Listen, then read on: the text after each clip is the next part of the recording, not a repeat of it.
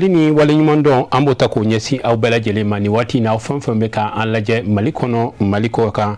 an bɛ Ala subhanahu wa ta'ala deli Ala ka basigi ani hɛrɛ ni bɛn ni kelenya sabati an ka jamana kɔnɔ fo ka taa se an kɛrɛfɛ dugu bɛɛ lajɛlen ma. Aw bisimila aw ka jɛmukan kɛrɛnkɛrɛnnen kɛnɛ kan n'o ye 12 mai jɛmukan ye don o don ka kɛɲɛ ni nin waati in ye. An b'a ɲini Ala fɛ yarabi si ni kɛnɛya Ala k'o di an ka cɛkɔrɔba ɲuman ma n'o ye an fana karamɔgɔ a Seyidi Sɛk Usumani Madani Hayidara ye nin kalo in tile 12 o bɛ bɛn a san 71 ma o hukumu kɔnɔ nin kɛnɛ in dabɔkun ye ka Ala tanu ka barikada ani ka maa ɲumanw darakanw duwawukɛlaw témoignages k'olu fara ɲɔgɔn kan an ka nin cɛkɔrɔba ɲuman in ka baara la. An b'a ɲini Ala fɛ Ala ka si ni kɛnɛya di an fana an karamɔgɔ ma k'a ka denbaya bɛɛ lajɛlen fo k'u waleɲuman dɔn kɛrɛnkɛrɛnnenya la sɛgɛnbali ɲinanbali an karamɔgɔ Seyidi Sharif Ahmad Tidiane Hayidara an b'a fo k'a waleɲuman dɔn a ka wulikajɔ n'a ka cɛsiri la a bɔra ka tournaba min kɛ Ala ka kɛ baraji ye ka Sharifula bɛɛ lajɛlen fo ka an ba sanuman ninnu fo u ka wulikajɔ n'u ka cɛsiri la ka Ala deli ye Ala ka an ɲɛmɛ u la. Hukumu kɔnɔ an y'a fɔ ye k'a fɔ an ka nin kɛnɛ in a kɔkɔrɔma donnen don n'o ye an ka sponsor officiel ye o ye Alhaji Haruna Konate COPCAVI ka ɲɛmaaba sɛgɛnbali ɲinanbali an b'a fɔ k'a waleɲuman dɔn. Haruna Konate maa ye bi Côte d'Ivoire kɛlen don ka danayaba d'a kan a ye jɔnjɔn caman sɔrɔ Côte d'Ivoire jamana ɲɛmɔgɔw fɛ ka jɔnjɔn caman sɔrɔ jamana kɔfɛla la ka sabu kɛ k'a ka baaraɲɔgɔnya ladiriya min b'a la ani a ye wulikajɔ min kɛ Côte d'Ivoire sɔmɔkulo ko la ani baara wɛrɛw la u y'o bonyamasegin jɔnjɔnw d'u ma aw bɛɛ lajɛlen y'o ye. COPCAVI ka baara kun b'o de la n'o ye sɔmɔkulo ko ye Ala sɔnna ka barika don o la ko a wasa o la a bɔr'o la a nana sojɔko la bi ni mɔgɔ min bɛ Côte d'Ivoire n'i y'a jateminɛ danaya dalen don maa min ka sojɔko la yɛrɛ yɛrɛ jamana kɔfɛ mɔgɔw fɛ an ka wari ci k'an ka so jɔ danaya kɔnɔ ka sɔrɔ jigilatigɛ t'a la Elhaji Haruna Konate ale y'o jɔyɔrɔ ta ka terrain fana san a kɔfɛ i kana gɛlɛya sɔrɔ a la bi bi in na Côte d'Ivoire ye danaya da ale kan danaya mɔgɔw de don a ka baara sababu de y'o kɛ o la an b'a fɔ k'a waleɲuman dɔn o kɔfɛ a ye entreprise wɛrɛ dayɛlɛ o entreprise a bɛ mobili feere u bɛ mobili a dilan ka k'i sago ye ka mobili dilan ka k'i sago i yɛrɛ fɛ k'i ka mobili tɛ dilan ka n'i yɛrɛ sɛgɛn bilen fɛrɛ kɛ i ka se auto service Konate n'i sera yen dɔrɔn a banna fɛn o fɛn ye mobili san ye mobili falen ye vidange ye mobili dilan ye Haruna ye nin bɛɛ lajɛlen sigi sen kan bi Côte d'Ivoire ale dɔrɔn de tɔgɔ bɛ fɔ yen ka kɛ ni a ka wulikajɔ ye a ka cɛsiri ye o la nin jɛmukan in nin y'a san 3 ye Haruna bɛ na ka na i kun don a kɔrɔ k'a t'a fɛ 12 mai a baara ka kɛ f'ale fana jɔyɔrɔ ye min ye a k'o kɛ o la an b'a fɔ k'a waleɲuman dɔn y'a fɔ Côte d'Ivoire ka dugawu kɛ Ala ka a n'a a dɛmɛ hukumu kɔnɔna na a ka o wulikajɔ ni cɛsiri la a ka bilasiralikan min bɛ yen n'o ye ka entreprise lakodɔn n'o ye Elhaji Haruna Konate ye u ka dakuruɲɛ 2 an ka jɛ k'a ɲɛmada o fɛ.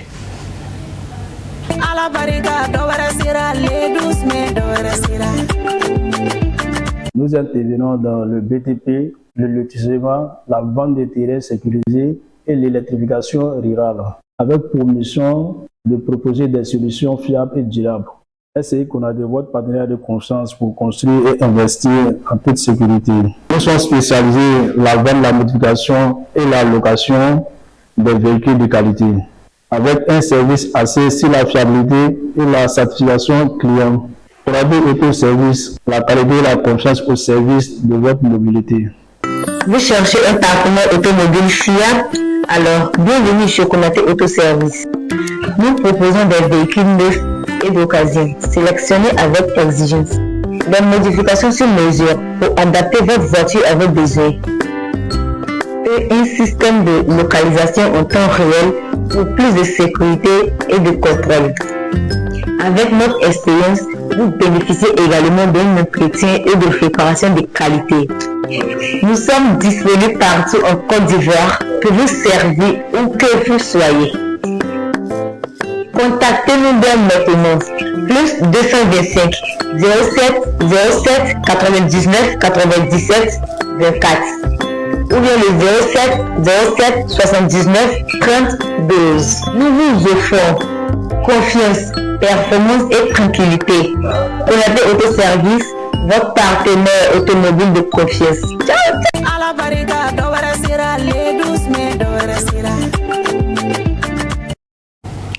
Ame Elhaji fo ka awali mondo ka entreprise maw bela jenen fo ka do ke alaka yiriwa ke na bora ye anya fo we ka foko kalanko nasrala Seydi Cheikh Ousmane Madan Haidara amatloge ala aya kuma fo ka tlaka waliya o chama be fendo fo me waliya ni utay kuma drone Haidara e konfiya kele akeleli dala akeleli duguma sanfɛ a kɛlɛli kalanso dayɛlɛli a y'a bɛɛ kɛ an ye kalanso yira aw la ka tɛmɛ bi an bɛna yɔrɔ fila de yira aw la a yɔrɔ fɔlɔ ye Sikaso ye a yɔrɔ filanan o ye Côte d'Ivoire kalanso dɔ ye nin bɛɛ ye Serifkɛ ka wulikajɔ n'a ka cɛsiri o sababu ye mɔgɔ ɲini si tɛ se ka développer ka bɔ nɔgɔ la fo ka taa sɔrɔ i ye kalan ta ba la Serifkɛ ye kalan di ba la Ansaru ye kalan ta ba la sabula a y'a kuma fɔ a b'a fɔ an ka jeunesse fana waati bɛɛ k'an ka recherche kɛ an ka kalan kɛ an bɛ ka na diɲɛ waati minnu kɔnɔ ani kunfiya tɛ taa o baara waliyara Ansar kɔnɔ bi ala barika la ale sababu ɲuman Sikasokaw fɛ yen nɔ u ka kalanso u ye dakuruɲɛ fila walawalali kɛ an ye Umu Kulsum Jaabi bɛ walawalali dɔ kɛ an ye o kan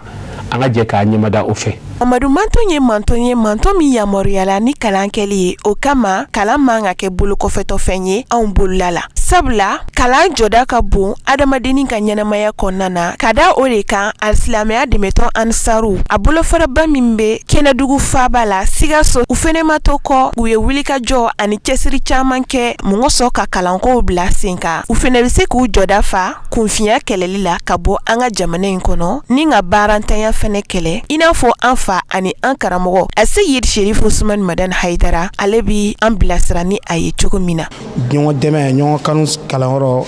dabɔ kun ye diinɛ dɔrɔn de kama ye ka silamɛya dɛmɛ ka se yani an ka lahara kisitigɛ ma kalan ni an wasanen don alakira ko utrubu ilma k'a dɔn ɲini fa inna ilma izatullahi jami'a ko dɔnni ye diɲɛ ani lahara de ye ni mɔgɔ min kalanna diɲɛ o ye kunnawolo ye diɲɛ ma diɲɛ kabla al-akhirah ka kon lahara ɲɛ o lahara fana ko la yazkulu illa jannatu sara foyi tɛ fana kɛra aljinɛ ye ala tiɲɛna nisɔndiya don mais halisa an bɛ kuma denfaw fɛ u ka kuma denmisɛnninw fɛ la yurajuna durusa illa qalila minhum kalan caman de bɛ yen denfa caman fana bɛ yen a ka d'o denw ka kalan mais tiɲɛna o mago t'u janto denw na kosɛbɛ n'o an den bɔra kalanyɔrɔ a bɛ taa ɲininka wala n'a min fɔra kalanyɔrɔ la e taara ni mun ye so kɔnɔ mɔli ko cogo di o le kalan yɛrɛ ye wa filanan ko n'o ye mara ye silamɛya yɛrɛ hadafu la kalanden kan ka yɛrɛ kun minɛ ka da mun kan lamɔ ye 3 ye a bɛ bɔ ni kelen so n'a nana kalanyɔrɔ b'a jogo dara n'a taara so kɔnɔ min dura a kan k'o fara so kɔnɔ ta ka baara kɛ n'a ye mais i bɛ taa sɔrɔ kalanden caman de bɛ yen o bɛ na ni jogo dɔ ye kalanyɔrɔ la n'o taara so kɔnɔ bangebaga tɛ yen ka bangebaaw jantara k'a kɔlɔsi k'a fɔ mɔli ye mun f'a ye nin bɛ bɛn wala nin tɛ bɛn i b'a sɔrɔ kalandenw yɛrɛ tan t'u bolo k'a fɔ k'o b'o fɔ bangebagaw ɲɛna ba ma kalan fa ma kalan ni ba ye e min don kalan na k'e ka jija ka kɛ olu ma 2 ye ka taa sɔrɔ e yɛrɛ fana ni maa bɛɛ min ka kɛ kelen ye aza bon o bɛ k'an dusukun tɔɔrɔ kosɛbɛ. Denmansaw nana o denw d'an ma anw ka kalan anw m'an seko n'an damayira k'ara an b'o kalan kɛcogo ɲuman na ani sɛbɛnni kɛcogo ɲuman na ani ladamu na anw m'an seko n'an damayira kɛ n'o sera so denmansaw kan ka tɔ dafa ye n'o ye o ye jogo dɔ y'o ra jogo min ni a man kan ka kɛ kalanden na o bɛ se anw ma o caman bɛ se anw ma yɛrɛ yan fɛnɛ dɔw bɛ se yan dɔw yɛrɛ tɛ se yan dɔw bɛ den don kalan na fo ka taa fɔ kalan bilara o tɛ se yan mais denmansa kelen-kelenw bɛ yen o dɔw bɛ na ka denw ka niveau cogoya ɲininkali kɛ hali ni kunpo tɛmɛra o bɛ n'o ka résultat ɲininkali kɛ mais dɔw bɛ yen kalan bɛ daminɛ fo ka taa fɔ kalan bilara o tɛ na tuma dɔw la fo ni kalo sara gɛnna ye kuma kɛ ka taa o wele ka na n'o tɛ se kalanyɔrɔ la o fana ye ko ye ko min cɛ man ɲi. An b'aw ladɔnniya k'a fɔ Sikaso alsilamɛya dɛmɛtɔ Ansaru an bɛ donni min na iko bi u ka sigidaw kɔnɔna na ani u ka marabolo kɔnɔnaw na jɛmiya ka kalanso kɛrɛnkɛrɛnlenw bi u bolo k'a daminɛ duguma kalan na ni an b'a fɔ premier cycle fo ka taa se cɛmancɛ kalan seconde cycle ani lycée u ka marabolo ninnu bɛɛ lajɛlen kɔnɔna na o ye fɛn ye fɛn min ni a bɛ maa hakili sigi kosɛbɛ. Alhamdulilahi rabbil alamin an bɛ Ala tanu ka Ala fo an bɛ Sikaso bi an bɛ foli ɲɛsin Sikaso ka bɛɛ lajɛlen ma ka foli fɔlɔ an ka section président ba la n'o ye Elhaji Ismail Samake an bɛ a fo k'a ka bureaudenw fo ka section mugan bɛ a ka mara kɔnɔ k'o bɛɛ lajɛlen fo k'a ɲini Ala fɛ Ala k'an ta ɲɛ o la o kɔfɛ Ala tanu kɔfɛ ani Ala waleɲumandɔn kɔfɛ ani Ala barikadɔ kɔfɛ an bɛ foli min tugu a la o de ye an fana karamɔgɔ Aseyidi Sharif Osman Madani Haidara an bɛ sirikɛ fo k'a ka denbaya fo k'o barikada k'o waleɲumandɔn k'a ɲini Ala fɛ yarabi Ala ka hɛrɛ k'an n'u ye Ala k'an n'u dɛmɛ Ala ka an n'u kɔlɔsi an bɛ kɛnɛ min kan bi an bɛ Ala tanu Jamiyatu Ansɔrdine Islamiya o ka siège ba kɔnɔ Sikaso bi kalansoba la kalanso min ni a sigila Aseyidi Sharif Osman Madani Haidara fɛ walasa ka dibi kɛlɛ n'o ye kunfiya ye ka tila ka yeelenw k'o bɔ kɛnɛ kan n'o ye diinɛ nɔrɔ ani adamadenya faamu ani dɔnni k'o yiriwa diɲɛ dugukolo fan bɛɛ fɛ Sikaso dama tɛ o kosɔn an bɛ sirikɛ fo k'a barikada k'a waleɲumandɔn sabu hakilila min bɛ ale la o de ye diɲɛ ka lafiya wa silamɛya nakun y'o de ye wa diɲɛ lafiya o sira ɲuman o de ye ka dɔnni yiriwa o kosɔn Ala kumana Ala ye an fa Adama Ala y'a la kalan fɔlɔ de o kɔfɛ an bɛ kira min nɔfɛ bi n'o ye Muhamadu Mustafa sallallahu alaihi wasallam Ala fana ye ale de la kalan fɔlɔ o kɔfɛ o kira nɛɛma ni kisi b'a ye a ko a ka kumaw na ko dɔnni ɲinini ko wajibi bilen don farida don mumini cɛman ani musoman bɛɛ lajɛlen kan ni o kuranɛ ayaw ni hadisaw sabatila min b'an su ka kɛ dɔn ɲini kan o kosɔn Aseyidi Sharif Osman Madani Haidara silamɛya tɔgɔ la ani Ala yɛrɛ tɔgɔ la ani kira tɔgɔ la o kumana a ye kalansow sigi Sikaso yan an filɛ section min kɔnɔ Sikaso fan bɛɛ fɛ an bɛ kuma Sikaso section dama de kan n'o tɛ section caman de bɛ yan Sikaso a bɛ taa section 8 la kalanso b'a bɛɛ la nka bi kuma bɛ Sikaso section de kan k'a daminɛ prémane n'an b'a fɔ ko premier cycle ka taa bila 6e année a bɛ sɔrɔ dugu 14 Sikaso section kɔnɔ yan o kuma na karamɔgɔ min b'a la ka baara kɛ a bɛ bɛn karamɔgɔ 70 ani karamɔgɔ 7 ninnu b'a la ka baara kɛ bi Sikaso kalanso la minnu bɛ premier cycle la k'a daminɛ kilasi fɔlɔ ka taa se kilasi 6 la nin jamakuluba in b'a la ka baara kɛ bi k'o dahirimɛ sɔrɔ ka tila k'a dɔnni yiriwa ni Sharif Osman Madani Haidara tɔgɔ ye ani a bonya n'a ka karama ye o la an bɛ sirikɛ an bɛ dugawu k'a ye o kɔfɛ n'an bɔra n'an y'a jateminɛ seconde cycle la seconde cycle fana na o bɛ min bɛ yan karamɔgɔ 50 ani karamɔgɔ 4 olu de b'a la ka baara kɛ an ka seconde cycle kɔnɔ a bɛɛ faralen ɲɔgɔn kan a bɛ bɛn karamɔgɔ 100 ani karamɔgɔ 30 ani karamɔgɔ 1 ma o la an badenw an bɛ sirikɛ an b'a fo k'a ɲini Ala fɛ Ala ka hɛrɛ k'an n'a ye a ye nin bɛɛ dabɔ mun kama a dabɔra le Ala ka diinɛ ka dɛmɛ sabu o tɔgɔ de bɛ kalanso ninnu na kalanso ninnu tɔgɔ ye Madrasatul Islamiya li tarbiyatil banini wal banat Saadu Zi Waza o kɔrɔ ye di silamɛya kalanyɔrɔ don kalanyɔrɔ min dabɔkun de ye ka denmisɛn cɛman den cɛmanninw ani den musomanninw k'o lamɔ silamɛya hukumu kɔnɔ silamɛya ka yeta la silamɛya ka faamu na ka tila ka o kunnaja diɲɛ na ka tila k'o kunnaja lahara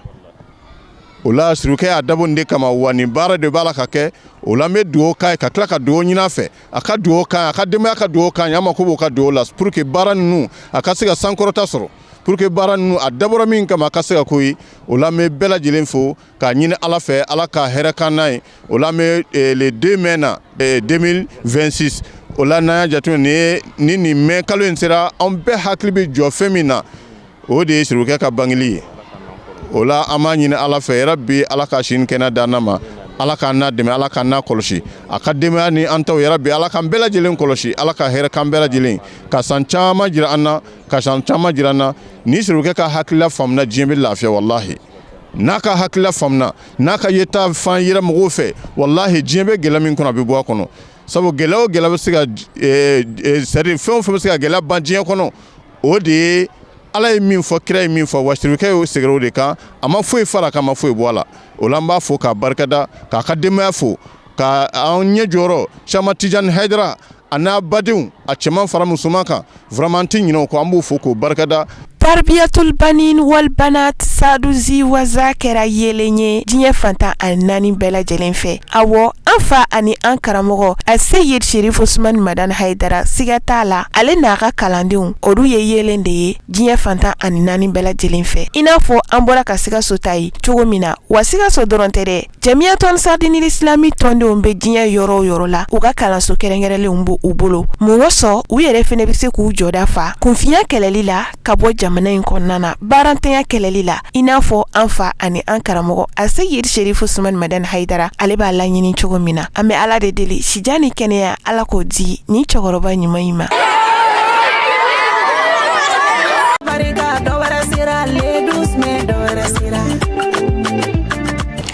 ka Sikasokaw fo k'u waleɲumandɔw ka nin dakuruɲɛ fila la, ka dugawu kɛ ala ka n'u dɛmɛ. Hayi sisan baara tɔw b'u bolo, sabula olu yɛrɛ bɛ lycée jɔw ni fɛnw na, ala k'a bɛɛ nɔgɔya. N'an bɔra an bɛ taa Côte d'Ivoire fana, an y'a kanu olu fana ka dakuruɲɛ fila ta, u ka kalanko ɲɛmɔgɔya bɛ maa min bolo walasa ka se ka ɲɛfɔli k'an ye. A bɛ dakuruɲɛ fila min lase an ye, an balimakɛ Zakariya Danbele, ale min bɛ Sherifula Jabarani tɔgɔya la, a ka sɔrɔlenw don, an ka jɛ k'a ɲɛmada o fɛ. Ala barika dɔ wɛrɛ sera le douce dɔ wɛrɛ sera. Dɔnni ɲini ye farida ye silamɛ cɛman a n'a musoman kan. O kama dɔnni tɛ fɛn fitinin ye silamɛ ka ɲɛnamaya kɔnɔna na. Ka da o de kan sanga ani waati bɛɛ lajɛlen an fa ani an karamɔgɔ a Seyid Sherif Usmani Madani Hayidara ale bɛ a sɔnni sigi dɔnni ko kan ani lamɔko ɲuman kan a ka kalandenw ye. Alisilamɛya dɛmɛtɔn Ansaru diɲɛ fantan ani naani bɛɛ lajɛlen fɛ, u fana ye an fa n'an karamɔgɔ ka nin kumakan a n'a ka nin miirina ta k'a don ba la u ka sigidaw bɛɛ lajɛlen kɔnɔna na. Sigida in bonyana ou bien n'a dɔgɔyara, i bɛna sɔrɔ jamiya ka kalanso kɛrɛnkɛrɛnlen b'u bolo. Mun kosɔn u fana bɛ se ka jamana dɛmɛ ka kunfinya kɛlɛ ani ka barantanya kɛlɛ. Lamɔcogo ɲuman bɛ se ka sabati an ka denmisɛnnin wulitaniw na. Ni ye an ye Côte d'Ivoire jamana kɔnɔna na. Lassina Kone,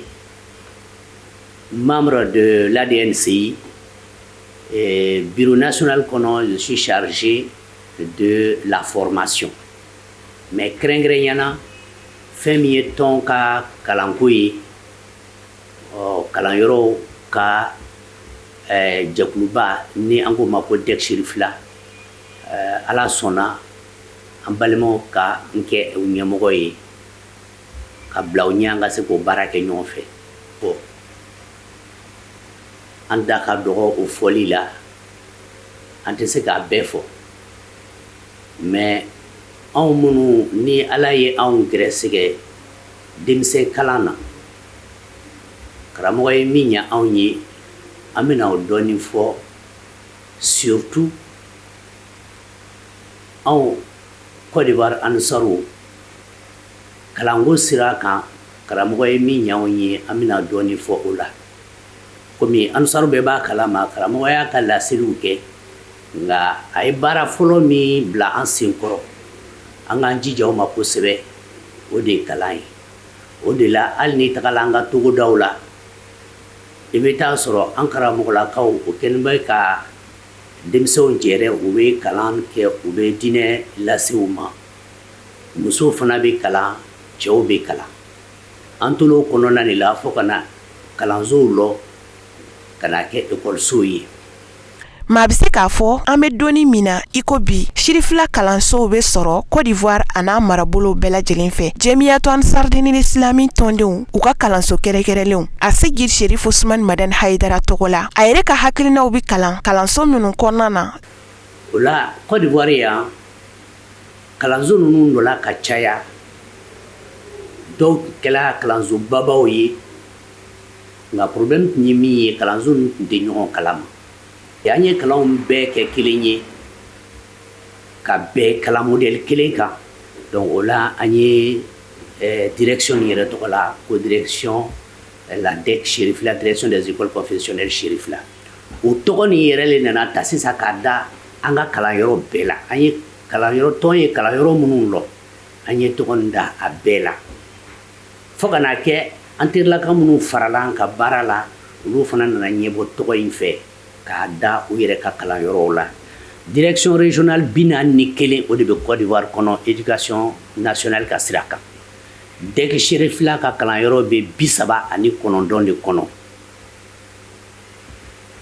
Salo carte scolaire 2025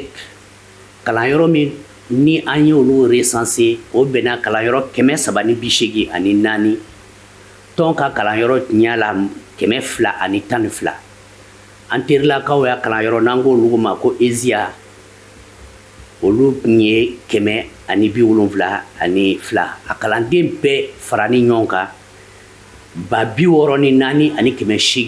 ani 843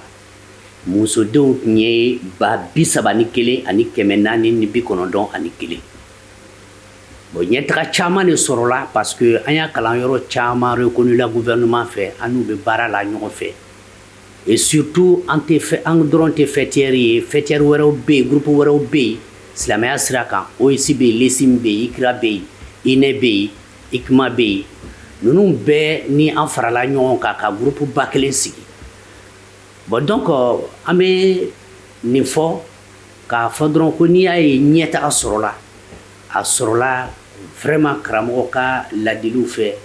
a sɔrɔla ale yɛrɛ ka dugawu fɛ depuis a ye diɲɛ di k'a fɔ ko a sɔnna an ka jɛkulu ka tɔgɔ ka kɛ Chérifla ye a y'an bilasira ni dugawu min ye vraiment an y'a nɔ ye o la à l'occasion de son anniversaire an bɛ bɔ ka o foli k'a ye ka dugawu k'a ye a ka d'an ye Ala ka san 70 wɛrɛ fara nin kan tuma dɔ la a yɛrɛ b'a fɔ k'ale t'o fɛ bilen mais an kɔni b'o fɛ an bɛ dugawu kɛ an karamɔgɔ Ala ka san caman d'i ma ka kɛ kɛnɛya kɔnɔ ka kɛ se kɔnɔ i ye min kɛ walidenw ye ka walidenw ladon Ala ka n'i yɛrɛ taw to kɔfɛ i bɛ fɛ i ka denbaya ka kɛ cogoya min na Ala k'a kɛ ten an bɛ dugawu kɛ anw fana min b'i kɔ an ka kɛ kɔmɔgɔ ɲuman ye i ma donc dakuruɲɛ 2 le tun bɛ yen k'aw lase nin don in na nin nisɔndiya don in na ni o ye 12 mai 2026 an b'a fɔ an karamɔgɔ a i san bɛɛ san caman bɛ Ala fɛ Ala k'o don i gɛrɛsɛgɛ la Ala ka denbaya ta fanga d'i ma i ye doni min ta n'o ye silamɛya doni ye Ala k'i fanga se Ala k'i se a kɔrɔ an ma siga o la sabu san 71 i ye plus que la moitié i y'o de kɛ Ala ka laseli la donc an ma siga fiyewu ko doni i bɛna s'a kɔrɔ fɔ waati min jala Ala ye an bɛɛ ka se ka kɛ karamɔgɔ nɔnabila ɲuman ye dugukolo kan i n'a fɔ a y'a kanu cogoya min na i n'a fɔ a y'a nin di cogoya min na assalamu alaikum foli ni tanni ni waleɲuman dɔn o bɛ kɛrɛnkɛrɛn k'o ɲɛsin Bamadani den ni Basitanden ma a ka fasoden ɲumanya la a ka wulikajɔ a n'a ka cɛsiri la diinɛ laseli la jamana kanuni na ani jamana bɔli la nɔgɔ la siga t'a la ni kalanso bayirikaw karamɔgɔ ba caman jɔdaba b'o la jamana jɔli la ani jamana tali ɲɛ ni kalanden bayirika caman donna nataw la nunu de ye an ka jamanaw siniɲɛsigi ye an ka jamana cɛbaw an'a musobaw minnu bɛna baara kɛ ni laadiriya ye ani kileniya ani kɔnɔnajɛlenya dafali Ala barika dɔ wɛrɛ sera le doucement dɔ wɛrɛ sera an bɛ an balimakɛ fo ka waleɲuman dɔn k'a fɔ k'a kɔnɛ Ala ka an n'a dɛmɛ an y'a fɔ ye cogo min na k'a fɔ 12 mai n'ale sera jamana in kɔnɔ bɛɛ de bɛ ɲininkali kɛ don jumɛn de don a kana ka bɛn don jumɛn ma 12 mai tarata nata de don kalo tile 12 mais a baaraw kana ka kɛ cogoya min na hakili la fɔraw ye jamana tun bɛ lahaliya min na o kosɔn a ani bara minnu ala lajarabi minnu y'an sɔrɔ o kosɔn jamanatul ansar din y'a kanu k'a ka baara bɛɛ jɔ fɛn o fɛn bɛ kɛ u fɛ ka kɔrɔ nisɔndiya ani baara wɛrɛw la u y'a bɛɛ jɔ ko sabula mali de ka bɔ an bolo an bɛ ko o ko la mali ka bɔ an bolo an karamɔgɔ de y'o fɔ an ye ko mɔgɔ o mɔgɔ y'a ka jamana janfa i yɛrɛ de janfa o hukumu kɔnɔ a don ni fɛn bɛna kɛ duwawu kalan walima fɛn wɛrɛ hakilila ɲɛmɔgɔw u mana ci min di an na o lase mɔgɔw ma ni ala ni kira sɔnna ma nka bɛɛ k'a dɔn k'a fɔ a donni a dayɛlɛlen bɛ bɛɛ i bɛ se ka hɛrɛ fɛn o fɛn kɛ an ka malimatu barike kane an b'a fɔ k'a waleɲuman dɔn a ko ko ale yɛrɛ fɛ ɲinan 12 mai ko ka nɔnɔ san ka saraka denmisɛnninw ma a y'o fɔ o donko a ka kuma kɔnɔna na ni min bɛ se o la min se ye ɲɔ de ye k'a san ka di mɔgɔw ma min se ye hayi tiga de ye ko k'a san ka di mɔgɔw ma ko mun de bɛ yen ko hayidara bangera ka bɛn nin don in de ma ko walahi k'i k'i sigi ka ala lajɛ yanni san wɛrɛ cɛ walahi kuma in tiɲɛ don mɔgɔ caman de bɛ nin témoignage kɛ parce que u b'a dɔn min b'a la ka ko dɔ kɛ hayidara kama ka ko dɔ to yen hayidara kama walahi b'a nɔ i yɛrɛ la o ma se fɔ ye ala ka sini kɛnɛya di a ma o la min mana se ka fɛn o fɛn kɛ i b'a nafa sɔrɔ a kɔnɔna na an ka dugawu kɛ an ka jamana ye basigi ni hakili sigi ala ka se ka o di an ma an bɛ maaw ladɔnniya k'a fɔ nɛgɛjuru sira tɛna se k'a lasɔrɔ bi ka sabu kɛ baara dɔw bɛ ka k'a la aw yɛrɛ y'a ye kunun an y'a labila gɛlɛya dɔɔni kun b'a la nka ni ala sɔnna a ma sini ni ala y'an si jɔ k'o kɔnɔ o bɛ taa sɔrɔ a banna an bɛ tɛmɛ ni nɛgɛjuru sira ye k'o di aw ma an bɛ dugawu kɛ ala k'a ko bɛɛ nɔgɔya o hukumu kɔnɔ an ka wulikajɔ ka don dugu kɔnɔna na an ka sɔrɔlen min bɛ yen dakuruɲɛ 2 la an ka jɛ k'a ɲɛmada o fɛ ala barika dɔ wɛrɛ sera le 12 mai dɔ wɛrɛ sera an kɔni an b'an ka foli lase o y'an ka ladala ko ye ka taa serifukɛ n'a ka famille ma a yɛrɛ bɛ jɔyɔrɔ min na jamana kɔnɔ a bɛ baara min na diinɛ kɔnɔ ayiwa ko o sɛbɛntiya anw y'a jɛɲɔgɔn de ye ka daminɛ o conseil la o ni diinɛ baara la globalement ne kɔni y'a ye mɔgɔ min don mɔgɔ majigilen don mɔgɔ sabalilen don et puis mɔgɔ cɛsirilen don mɔgɔ min don a bɛ temps mun di diinɛ baara la o ni ka mɔgɔw ka ko dilan ka hadamadenya don ɲɔgɔn kɔnɔ an ka sɔn ɲɔgɔn bolo an b'ala fo ka barikada ka waleɲuman dɔn ka dugawu kɛ serifukɛ n'a ka famille ye ka dugawu kɛ ale yɛrɛ ye ala ka ɲɛma la ala ka sija ani kɛnɛya d'a ma bija sidina mustafa sallallahu alaihi wasallam k'an karamɔgɔ fɔ asir sherif usman madan haidara belebelew ka belebele karamɔgɔw ka karamɔgɔ kili filanan t'a la ne bolo kɔni alhamdulilayi 12 mai an bɛ se k'a fɔ a diyara n ye a bonyana ma 12 mai daminɛna ni denmisɛnnin dɔw de ye minnu y'a daminɛ an tɛna u tɔgɔ fɔ u yɛrɛ b'u yɛrɛ dɔn mais n'a tun bɛnna ma n k'u tɔgɔ fɔ o de tun ka di n ye kosɛbɛ ani musoba minnu ko k'i ka sigi yan nɔ ni ala sɔnna ma an se min ye an b'o k'i ye ne b'olu de fɔ fɔlɔ nin kɛnɛ in kɔnɔna na musoba 4 ninnu u tɔgɔ man ca n b'a daminɛ mama kulubali ala ka hinɛ la neneba asagindo penda kamara ani nene kulubali o faral'u kan olu de ko karamɔgɔ ka sigi yan an bɛɛ b'olu ka lahɔrɔma de kɔnɔna na bi donc ɲinan man ka kɛ olu kɔ a denmisɛnnin wolonwula fana ɲinan man ka k'u kɔ hali n'o y'a sɔrɔ dɔw bɛ yen mun tɛ yen alhamdulillah u ka miniji dɔgɔyara mais minnu bɛ yen an b'u fɔ k'u waleɲuman dɔ sanga ni waati bɛɛ ni musoba ninnu man ka to kɔ amusari kɔnɔ parce que o y'u cɛsiri n'i y'a ye anw bɛɛ bɛ girin-girin na karamɔgɔ nɔfɛ olu de sɔnna a ka kɛ yan latigɛ de y'u fana ye karamɔgɔ ka tɛ ban a ye diɲɛ dilan ka diɲɛ naani ka diɲɛ bilasira ka hadamadenw bilasira kɛrɛnkɛrɛnyana jogo kabini bada san 40 kɔ bi a tɛ kuma wɛrɛ la ko jogo an k'an jogo dilan ni jogo tɛ yen maya tɛ yen a ko ten a bɛ kuma dɔ fɔ san 30 san 40 n'i y'i sigi k'a lajɛ i b'a sɔrɔ a bɛɛ kɛra wa a bɛɛ bɛ ka kɛ nin waati in na karamɔgɔ ye sɛgɛnbali ɲinɛbali ɲɔgɔn tɛ an b'o de fɔ hali ka da aw ka tele sirifila min filɛ nin ye n'aw tun kɛra yɔrɔ dɔ ye aw mago t'anw na aw tɛna anw lajɛ yɛrɛ yɔrɔ bonya tɛ teleso la yɛrɛ bonya tɛ rajoso la a ka baara yɔrɔ bɛɛ ka kan na an b'a fɔ ka waleɲuman dɔn ka barikada don o don ala k'an ɲɛma la ala k'an ɲɛma la ka an bananin bɛɛ lajɛlen fɔ ani Tijani n'a dɔgɔninw bɛɛ lajɛlen Amusar cɛman n'a musoman an b'a bɛɛ lajɛlen fɔ nin kɛnɛ in kɔnɔna na ani n ka président d'honneur n'o ye Lamini Sidibe Lamini Tomota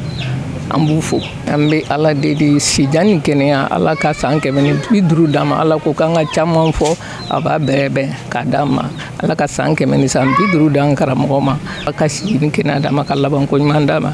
k'a sago d'a ma a hakilina ye min ye diɲɛ ka lafiya ala k'o k'a ɲɛna ala kana k'a kɔ an denw n'an faw n'an karamɔgɔ den minnu bɛ girin na bi m'a mɛn m'a ye diɲɛ na fɔlɔ karamɔgɔ den minnu bɛ girin komi karamɔgɔdenw ɲɔgɔn ala ka sini kɛnɛya d'u ma u fa y'u sen da yɔrɔ min na ala ka u yɛrɛ sen da o sen da yɔrɔ la ka Haidara badabada Haidara k'a fɔ karamɔgɔ Haidara kɛ ɲuman an t'a fɔ karamɔgɔ Haidara ɲuman kɛlɛ karamɔgɔ Haidara de ye ɲuman ye a tɛmɛsira a n'a ŋaniya kɔnɔ jɛlenya min b'a la o de filɛ ka diɲɛ bɛɛ minɛ nin ye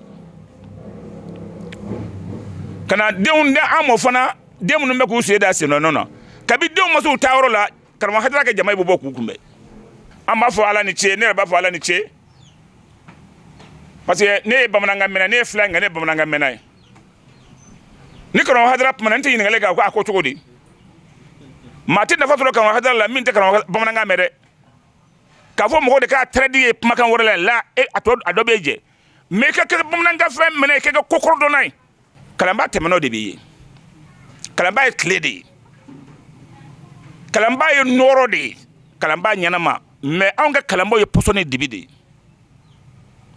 kalanbaaw de y'anw ka jamana in ci ye minnu k'u kalannen don o tuma an tɛ kalanbaaw ɲini dɛ an bɛ kalanbaa hakilitigiw n'a nɔɔrɔtigiw de ɲini wa karamɔgɔ Haidara olu ɲɛma olu caman yɔrɔ dolo de ye olu caman yɔrɔ kalo de ye ka k'a ye ka tila ka bɛɛ wele ka fara kan ka don karamɔgɔw nɔfɛ a ye bɔ kɛnɛ ma a kɛ kuma ala k'an kɛ tiɲɛ dɔn yɔrɔ jan fɛ ka baara kɛ n'a ye ka nkalon dɔn yɔrɔ jan fɛ k'an kɔ don a la denmuso an bɛ kumaw de fɛ dɛ a y'a ɲɛ yɛlɛ dɛ a ka tiɲɛ ni nkalon dɔn mɔgɔw ɲɔgɔn na ala ka ni sababa bɛn karamɔgɔ ye ne tugura kɔ en 87 ka na se bi ma ne ma foyi ye karamɔgɔ la n bɛ mɔgɔ banna ne dalen don karamɔgɔ la kojugu wa n dalen don ka denbaya la tamani ne ko bɛ taa ka taa karamɔgɔ fɛ yen a kun tɛ tɛmɛ mɔgɔ 10 n'a ye mɔgɔ 10 bɔ a tɛ tɛmɛ mɔgɔ kan jiyara la bon o kɔfɛ bon jamana la caya dɔɔni ne ye jatigi dɔ ɲini n yɛrɛ ye bawo karamɔgɔ Jire o y'an ka sawuri kɛyɔrɔba dɔ ye n bɛ taa jigin a fɛ ne taara jigin a karamɔgɔ Jire fɛ ala ka hinɛ na Fatila Salo bon sanna sini a seginna ala ka hinɛ na ne taara ne ye karamɔgɔ Jire ɲininka karamɔgɔ Haidara ka kibaruya la a ye caman fɔ n ye wallahi a ye caman fɔ n ye karamɔgɔ Haidara ka kibaruya la kabini karamɔgɔ ala ma diɲɛ karatigɛ karamɔgɔ la an bɛ a ka to ɲini fɛn minnu kɛra a y'o fɔ n ye ala kɛlɛ karamɔgɔ tun diɲɛ karatigɛ la a ye caman fɔ n ye karamɔgɔ ko la ka denmisɛnninya la karamɔgɔ Jire fɛn caman fɔ n ye mais o si ko tɛ ne yɛrɛ ye min ye karamɔgɔ la n bɛ se ka dɔɔnin fɔ i ye o la ne ye mun ye karamɔgɔ la karamɔgɔ nana ni diinɛ min ye silamɛya diinɛ min ye karamɔgɔ kelen de nana ni kabako bɛ mɔgɔ la ni mɔgɔ bɛ kabakoya n'i ye karamɔgɔ filɛ a ye kan ka kabako bɔ ka n'a ka dalilu ye k'a fɔ ka sɔrɔ a man dɔ ye o bɛɛ ka wuli k'i sɔnni da Haidara kan Haidara sen ma kari Haidara bolo ma kari Haidara ɲɛ ma ci fɛn ma Haidara sɔrɔ fɛn ma Haidara denbaya sɔrɔ fɛn ma Haidara kalanden sɔrɔ ni mɔgɔ kan ka ɲaga fɛn na i kan ka ɲaga o de la wallahi ne jagalen don karamɔgɔ la tuma min na ni a sera k'a ka diinɛ lase ka jɔ a ma sera jaligiba ka jalatigi ɲɛ wa karamɔgɔ y'a ka diinɛ lase k'a lase tiɲɛ kan bɛɛ ka jɛ ka karamɔgɔ kɛlɛ bɛɛ ka tila ka sɔn karamɔgɔ ka tila ka tugu karamɔgɔ kɔ ni mɔgɔ bɛ da fɛn na i kan ka da o de la mais hali bi o Haidara kelen de balolen b'an bolo yan n'o tɛ ni dalilu don ni ye caman min ye karamɔgɔ kan mɔgɔ ni ye ne yɛrɛ ka kɔnɔ miiri ye ni ye min miiri k'a da Haidara kan k'a fɔ ko n dalen don ala la ka da Haidara la n'o tɛ ne ye Haidara dɔn ne bolo ne Haidara n baw mɔgɔ 4 ni y'o bɛɛ dɔn min y'a kɔ ala ka hinɛ na ni y'o dɔn wa tamani a fa Bahamada ni y'a dɔn n fa lajɛ n y'a kalan k'a ta karamɔgɔ Hayidara la ka se mɔgɔ 66 ma n y'a bɛɛ jɔsi kunkolo la n y'a bɛɛ dɔn bon ne bɛ se ka da don o la minnu fɔra n bɛ se k'o lakale mais ne yɛrɛ ye min ye n'a ye n bɔ n y'o de lakale sisan wa ne b'a ɲini a fɛ karamɔgɔ Ala ka si d'a ma Ala ka kɛnɛya d'a ma labɔgɔ ɲuman Ala k'a d'a ma a bɛ min diɲɛ na Ala k'a k'a ye a bɛ sira min ye Ala ka don a n'a cɛ a denw Ala k'o balo a ka du Ala ka jɔlen to an b'a ɲini setigɛla fɛ Ala ka ɲɔgɔn de caya an b'a ɲini Ala fɛ Ala ka ɲɔgɔn caya n'an bɛ sɔli Ala ka kira kan اللهم صل على محمد وعلى محمد وسلم اللهم صل على محمد وعلى محمد وسلم اللهم صل على محمد وعلى محمد وسلم an karamɔgɔ min don an karamɔgɔ la an tɛ se ka foyi fɔ karamɔgɔ ye ma fa barika an tɛ se ka foyi fɔ nin karamɔgɔ ye fa barika an bɛ Ala wele fana Ala ka si jani kɛnɛya Ala k'o de di an n'a ma o minnu bɛ an nɔfɛ bɔ ka bɛn Ala ka si jani kɛnɛya di an n'a yɛrɛw ma ya rabbi Ala ka bɛɛ lajɛlen Ala ka an n'a simaya Ala ka barika da Ala ka barika da wolo la ka barika da ka sɔrɔ la min y'an karamɔgɔ ye ni kɔnɔnen taara ba kɔnɔ ko a bɛ taa baji min n'a y'a dafa baji la a tɛ k'a nɔ bɛ bɔ wa karamɔgɔ dɔnbaa tɛ yen min bɛ se ka karamɔgɔ min bɛ se ka bɛɛ fɔ e bɛ dɔ de fɔ k'a tɔ to yen an bɛ kɔni bɛ Ala wele dɔrɔn sɛnbi 7 min ni Ala y'a da garijɛgɛ la a sigiyɔrɔ caman de bɛ Ala bolo Ala k'o da n'a ma Ala k'an n'a sutura Ala k'an n'a sutura Ala k'an n'a laban ɲɛ Ala k'an miɲɛ ɲɛ Ala k'an yɛrɛw miɲɛ kɔ Ala kana an k'a ma fisili wale Ala kana an k'a ma fisili wale an bɛ Ala fo n ka Ala barika da n ka wale ɲuman dɔn an tɛ k'an nɛn dɔn a bɛɛ kɔnɔ kɔ an b'a fɔ o de kan ko kuma tɛ anw bolo karamɔgɔ kun kan fɔ foli dɔrɔn ani barika da Ala k'an miɲɛ ɲɛ Ala k'an yɛrɛw miɲɛ kɔ ya rabbi Ala k'an miɲɛ ɲɛ Ala k'an yɛrɛw miɲɛ kɔ Ala kana an k'a ma fisili wale an si tɔ kɔnɔ an bɛ ɲɛnamaya min bala Ala kana an k'a ma fisili wale an b'o de ɲini Ala fɛ n'a y'a sɔrɔ Ala subhanahu wa ta'ala y'a fɔ a ka kuranɛ kɔnɔ a ko la in shakartum la azidannakum n'a ye ne Ala wale ɲuman dɔn an ka nɛɛma na an b'aw jidi an bɛ Ala k'an seere nin sigi in ye ka Ala de wale ɲuman dɔn Ala y'an karamɔgɔ sɔn san 71 na an b'a ɲini Ala fɛ o wale ɲuman dɔn in kɔsɔn Ala ka dɔ fara karamɔgɔ si kan hali bi karamɔgɔ Ala k'a mɛn diɲɛ an bolo Ala ka si kuntalajan d'a ma Ala ka kɛnɛya d'a ma an b'a ɲini Ala fɛ a mago b'a la diinɛ in ka se ka se yɔrɔ min na Ala k'a tɛmɛ o bɛɛ kan bon min yɛrɛ ye ka bon n'a bɛɛ ye o de ye ne ye kabako min ye karamɔgɔ la n'o ye ka se ka mɔgɔw dajuru sama ka na Ala ma k'a fɔ mɔgɔw ye a ye jogojuguya dabila ani ka miiri diinɛ laseli la ka mɔgɔw dilan k'a fɔ mɔgɔw ye i ye dɔnni sɔrɔ mais ka n'i da de kuma Ala ka diinɛ ɲɛfɔ mɔgɔw ye mais n'i y'a lajɛ Alakira sallallahu alaihi wasallam a ka mission na belebeleba de kun ye nin ye a ye nin de kɛ ka wulikajɔ kɛ ka diinɛ ɲɛfɔ mɔgɔw ye k'a fɔ a ye bolibato dabila a ye jogojuguya dabila a ye nin dabila Alakira sallallahu alaihi wasallam a y'o min to a mandenw bolo an karamɔgɔ y'a sen dan o sidan yɔrɔ o de y'a ka kabako yɔrɔ ye anw di kabakoya karamɔgɔ wɛrɛ ni sirifiya dɔrɔn ye c'est à dire anw di kabakoya k'a fɔ ko dɔnni b'a la walima a ye kabako wɛrɛ kɛ mais kabako min ka bon kabako bɛɛ o de ye a sera ka mɔgɔw dajuru sama bi Mali kɔnɔ yan bi n'i sera Damadaw la n'i sera yɔrɔ la bi yɔrɔ ka dɔgɔ Mali kɔnɔ bi ko Ansaru tɛ yɔrɔ min diɲɛ kɔnɔ i bɛ se yɔrɔ min na bi mais a bɛɛ y'i seko bɛɛ kɛ min yɛrɛ ye kabako ye ne b'o fɔ kɛrɛnkɛrɛnma Ansaru tɔgɔ la Ansaru fɛn fɛn bɛ yen nɔ bi ko a limanɛ ka da Ala la ka da karamɔgɔ la ka don tɔn kɔnɔ a bɛ diɲɛ yɔrɔ o yɔrɔ la a b'i seko bɛɛ kɛ mɔgɔw lasamani na ka na Ala ma i n'a fɔ karamɔgɔ ka laɲini ye min ye o de ye kabako ye donc n'i bɔra n'i taara diɲɛ kɔnɔ n'i taara Afiriki ka taa se Europe ma fɛn o fɛn bɛ yen nɔ k'o dara Ala la ka da karamɔgɔ wɛrɛ ka tugu a nɔfɛ a bɛɛ b'i seko kɛ a ka sigida la n'o ye ka se ka mɔgɔw dajuru sama ka na Ala ma vraiment o de nisɔndiya b'an na o de ye kabako y'an bolo quoi bi dɔnnikɛla fara kunfin kan karamɔgɔ ka kodɔn n'a ka hikima min b'a la a kɛra sababu ye bi ka bɛɛ fara ɲɔgɔn kan kɛrɛnkɛrɛnma an ka Mali kɔnɔ bi ka mɔgɔ o mɔgɔ bɛ yen nɔ n'o gɛrɛla la u bɛɛ y'a dɔn k'a fɔ yɛrɛmajigin min bɛ karamɔgɔ la ni sabali min b'a la ni ɲumanya min b'a la o de ye kabako yɛrɛ ye donc o la an b'a ɲini Ala fɛ karamɔgɔ Ala k'an ɲɛmɛ a la si kuntalajan Ala k'o d'a ma. N bɛ Ala deli Ala ka san caman fara karamɔgɔ si kan Ala ka san caman fara a si kan Ala k'an ɲɛmɛ a la Ala k'a kɛnɛ to a denw yɛrɛ u sen dalen b'a sen dɛnnu mun na Ala k'an ɲɛ m'u bɛɛ lajɛlen la Ala ka si ni kɛnɛya ni labanko ɲuman d'an n'u bɛɛ ma Ala k'an ɲɛmɛ an karamɔgɔ la o y'an ka duwawu ye c'est an ta ye duwawu ye ani foli ani barika da karamɔgɔ y'an bɔ fili mun na wallahi k'an musow sabali k'an denw kɛ an sago ye an b'a fɔ k'a barika da Ala k'an ɲɛmɛ a la Ala ka si ni kɛnɛya ni labanko ɲuman d'an n'a ma Ala k'an k'a ma kɔmɔgɔ ɲuman ye Ala k'a yɛrɛ k'a ma ɲɛmɔgɔ ɲuman ye Ala ni kira kanu kosɔn sallallahu Muhamadu wa sallim Ala ka si ni kɛnɛya di ya rabi farkolo kɛnɛya ala k'a d'a ma farkolo lafiya ala k'a d'a ma ya rabi a bɛ ɲɛfɛ min na ni ya rabi ala k'a miya la ala k'a miya la ala k'a miya kɔfɛ ya rabi ala k'a miya kɔfɛ an nana bɔ an ye wula na a diyara an ye an nisɔndiyalen don an sawalen don an nisɔndiyalenba de don an fari fonɛnba de don ya rabi a ma san 70 ni kile ala ka caman fara kan ala k'an karamɔgɔ man ɲɛ k'an yɛrɛ kɛ kɔmɔgɔ ɲuman ye se diya ni kɛnɛya ala k'o da n'an karamɔgɔ ma a n'a denw a n'an bɔnna bɛɛ ya rabi a ma an ka tugu karamɔgɔ kɔ an bɔnna bɛɛ ka tugu a kɔ sini kɛnɛya laban ɲuman ala k'o da n'an ma inshallah ala ka san caman yira na n bɛ karamɔgɔ fo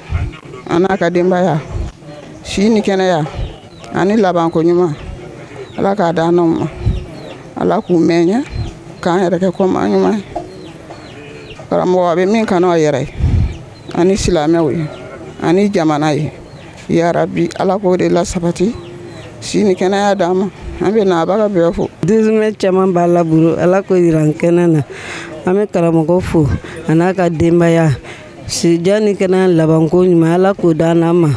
ala k'an yɛrɛ kɛ kɔmɔgɔ ɲuman ye ala ka kɛ ɲɛmɔgɔ ɲuman ye an ma aw yɛrɛ an b'aw yɛrɛ fo ala yɛrɛ mun y'aw sen bɔ aw kɔnɔkɔlɔ ka na anw filime yan yɔrɔ la an bɛ foli k'aw yɛrɛ ye aw ni ce ni baraji a ka baara si diya ni kɛnɛya labanko ɲuman ala k'o da n'aw ma. nisɔndiya min b'aw na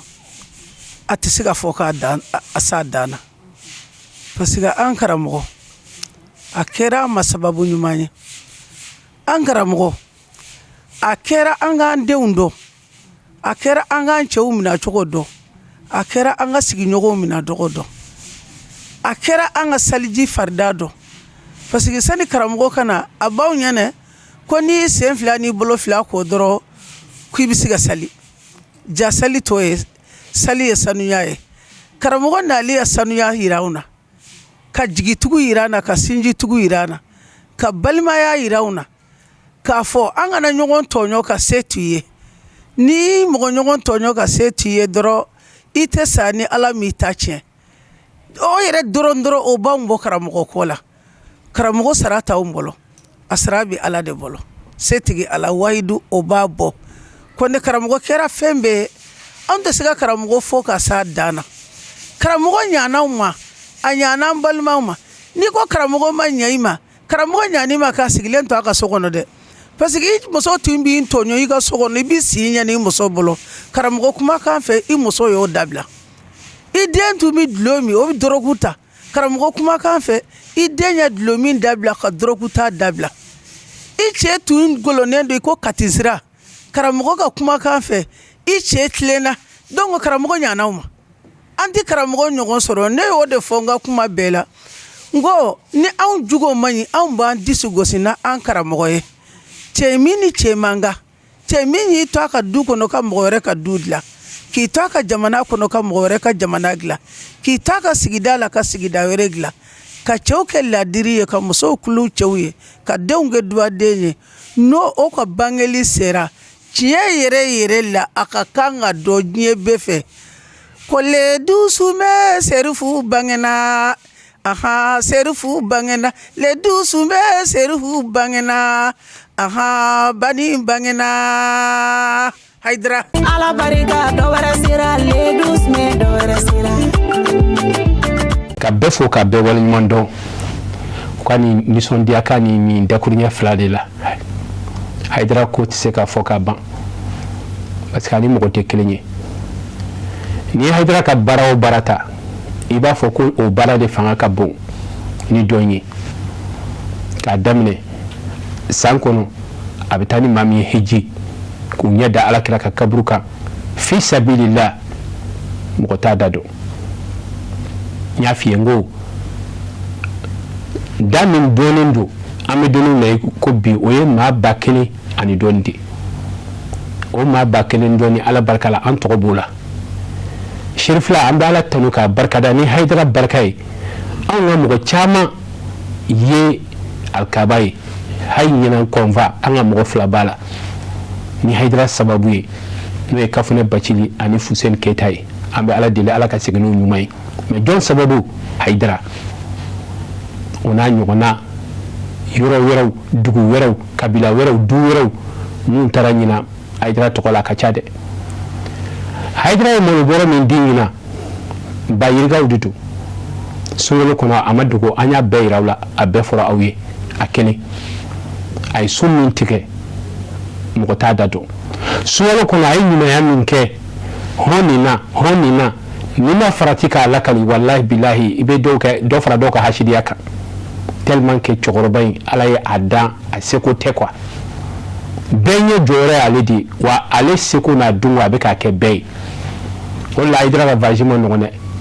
ni idra vajira a problème de be yana ka seginde parce que idra be mboni niche ala ka do fara ka soro la ka yirwa wala nga do la ma fo wala ka so milliard chama ni ngona mgo wallahi soro mangana ka dese akrefe parce que ale de ba ke bey aka nyumaya kata se ayebo mafen di muma ayebo mafen sanga di muma ay dukukulu di muma ay du di muma itise ka befo wa mi yere kabakoi mo do be bita so aka fonisire adambe ayere ka demba ya la walma aka mugo were tala walma do uluka fonisire abe mugo were la yere ka mugo tala ni tara tamani kaw feeno ni tamanika yu dadu ajira be here min kuluye abeki kono ko kabakodo wallahi tamanika o kofe ayra balma suru abalma de asiju abi min kuluye ni ala kaliye iba fo ka be ka kewuni drone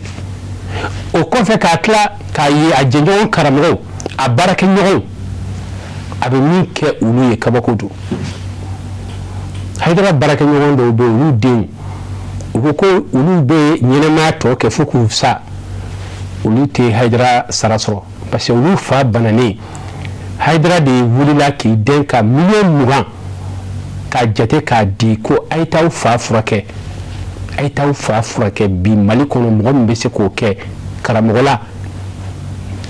man chade ma haydara o dama min ke aka chade aka keta imana bon min kalama wati mina domina ibo defo c'est pour cela ayira ka kuma la kaltola ni ko kiba bedo ibi yere kunseme parce que e ka information dana yere mina de do taba damme e ma se quartier mina do tabe no fambe o la ngo do mais ate ina fo mo to be chugo mina ala ni min kala ani ni to te kelenye ni sanuma mun be fo o do de be ni chogoro bayna angani ya jelindu ala sona maka sabali dama ka munyu dama o min ka gele na be ami do kai kala di shini kene ala ka di ama ne ba do haydra kan baga be yororo haydra fela ko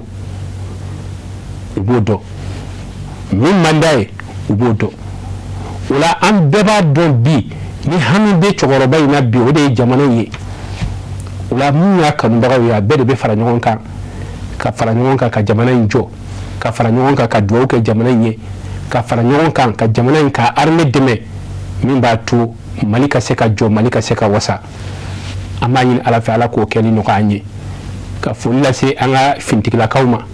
sɛgɛnbali ɲinanbaliw mugutigiw an b'u fɔ k'u waleɲuman dɔn an ma ɲina o wa an tɛ ɲina général taara i da mais général ba kelen de bɛ yen n'o ye Sadio Kamara ye ala ka hinɛ a la wala aw minnu bɛ yen bi aw ka dɔn k'a fɔ ko ala y'a ka kɛta kɛ mais a ma ban dɛ cɛsiri ni wulikajɔ de bɛ yen cɛsiri ani wulikajɔ de bɛ yen an b'a ɲini ala fɛ ala k'an fanga se wa jamanaden bɛɛ k'a dɔn ni e tɛ jamana tɛ jɔ i k'o bila i kunna an ka fara ɲɔgɔn kan an bɛɛ k'an seko ni kɛ Mali ka se ka bɔ ni lahaliya in na ala k'an dɛmɛ ala ka hɛrɛ k'an ye an bɛ duwawu ta k'a ɲɛsin ni y'an ye kɛnɛ kan bi an b'a fɔ haydara a sababu ye mɔgɔ dɔw de cɛba dɔ ani musoba dɔ nka olu taara u da ala ka nɛɛma na n'o ye Bamadan ani Basita ye an bɛ duwawu k'u ye ala ka hinɛ ala ka yafu ma ka fara mɔgɔ de binna Serifila an bɛ duwawu k'a bɛɛ lajɛlen ye an baw ka taa se an ka karamɔgɔw ma an bɛ duwawu k'u bɛɛ ye k'ala deli ala ka hɛrɛ kɛ an n'u bɛɛ ye ka foli lase Jamiyatul Ansarudine ɲɛmaayaso bɛɛ lajɛlen ma ni waati in na ka wuduru karamɔgɔw k'u bɛɛ fo k'u bɛɛ waleɲuman dɔn ka duwawu kɛ ala ka waati wɛrɛ yira an na sini an bɛ ɲɔgɔn sɔrɔ nin kɛnɛ kelen kɔnɔ wasalamu alaikum wa rahmatulahi ta'ala wa barakatuhu